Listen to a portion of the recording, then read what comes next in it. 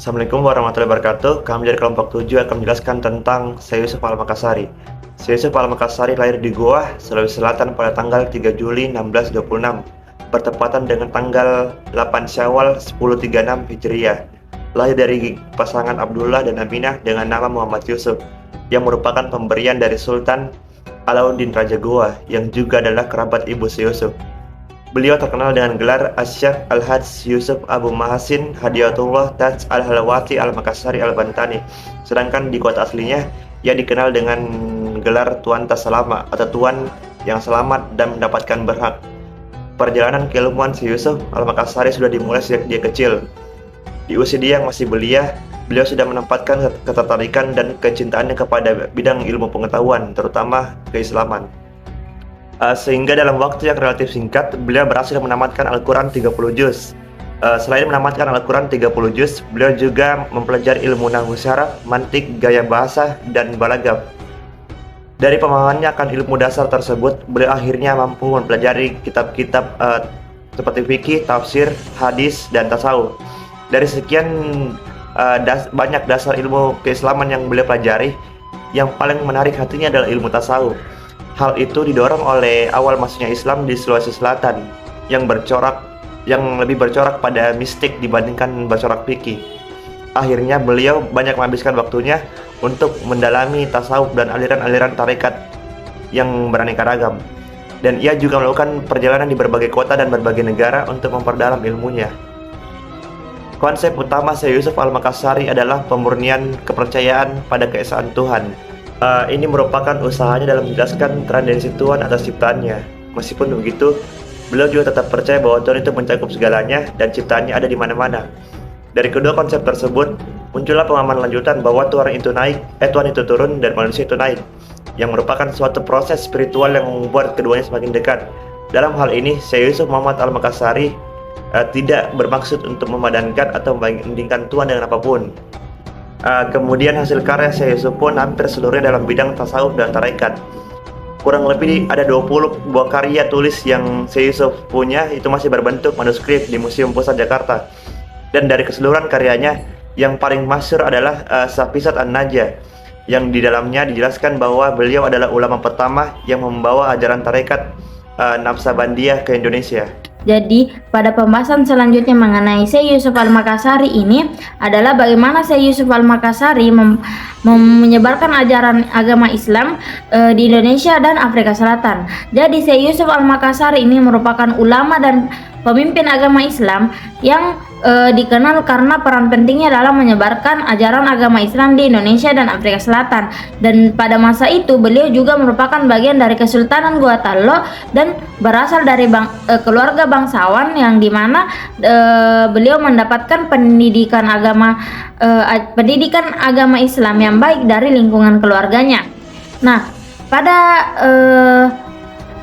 Yusuf Al-Makassari ini belajar agama Islam dari para ulama yang terkenal pada masa itu di Makassar, dan dia menjadi seorang ulama yang dihormati dan memiliki otoritas di dalam masyarakat. Pendidikan dan kepemimpinan beliau, yang dimiliki beliau membantu dalam menyebarkan ajaran agama Islam dan menginspirasi masyarakat sekitar. Lalu pada awal abad ke-17, Belanda itu melakukan ekspansi wilayah ke Indonesia, termasuk Sulawesi.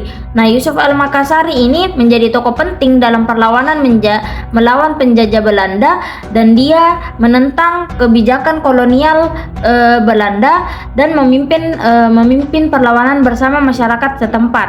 Nah, pada tahun 1693, setelah terlibat konflik melawan Belanda, Yusuf Al-Makassari beserta pengikutnya itu diasingkan ke Tanjung Harapan, atau tepatnya di Afrika Selatan.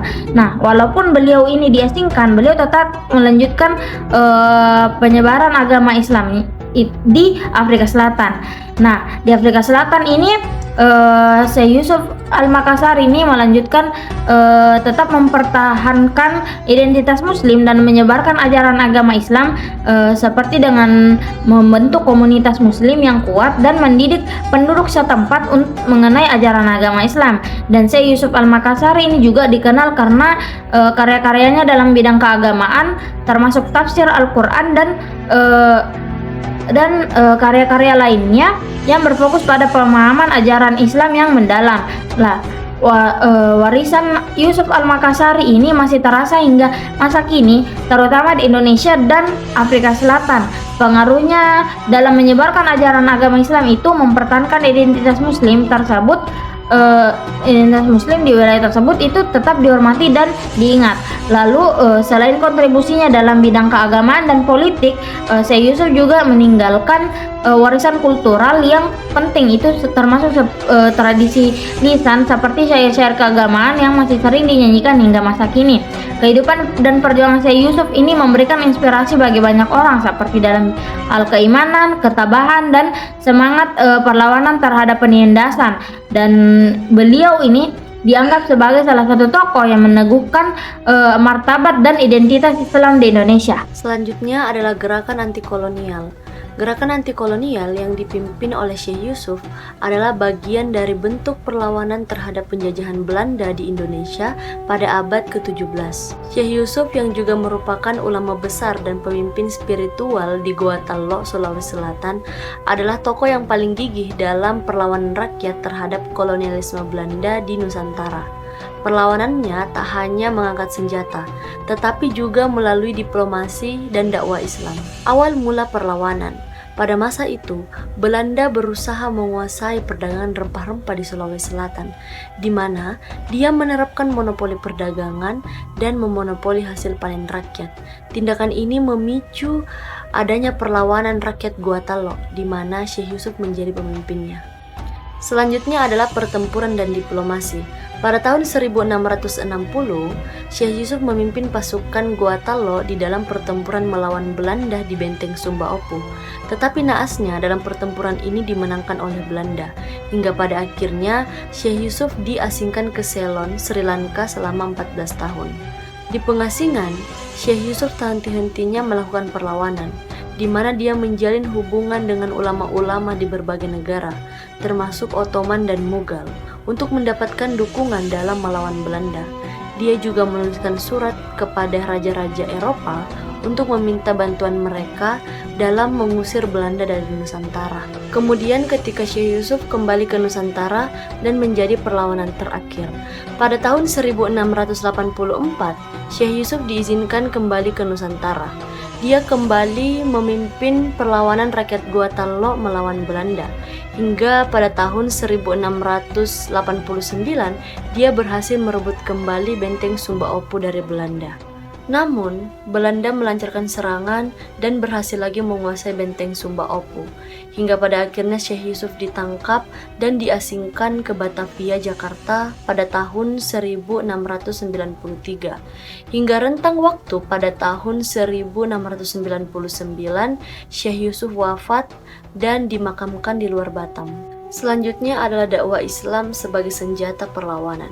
Syekh Yusuf tak hanya mengangkat senjata untuk melawan Belanda, tetapi juga melalui dakwah Islam.